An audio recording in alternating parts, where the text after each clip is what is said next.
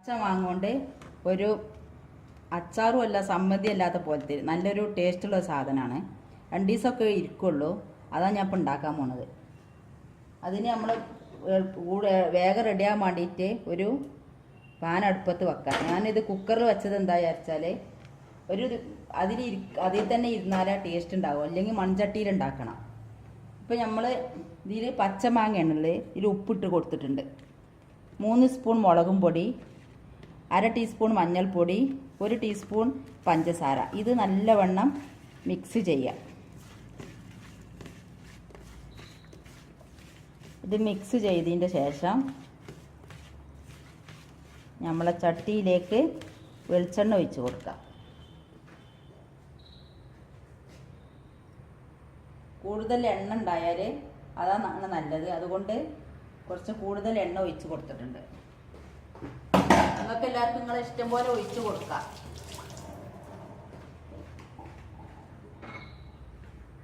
നല്ലോണം ചൂടായി വരട്ടെ. നല്ലോണം ചൂടായി വന്നിട്ട് നമുക്ക് കടുക് ഇട്ട് കൊടുക്കാം. കടുക് പുറത്തേക്ക് തെറിക്കാതെക്കാൻ ഒരു പേപ്പർ വെച്ച് മൂടിയാൽ മതി.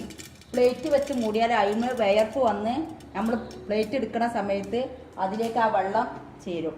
അപ്പോൾ കൂടുതൽ തെറിക്കുക ചെയ്യാം.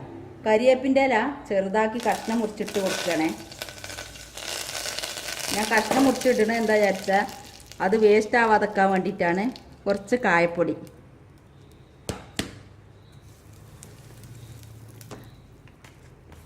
ഇത് കടുകാണ്.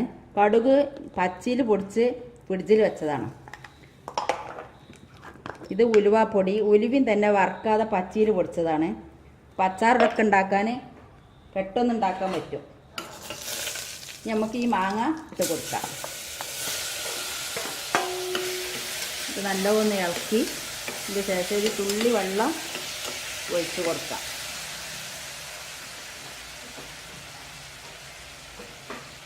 ഇത് അധികം പുളിയില്ലാത്ത മാങ്ങയാണ്. സേലം മാങ്ങൻ്റെ പോലത്തെ മാങ്ങയാണ്. ഇത് വീട്ടിലുണ്ടായതാണ്.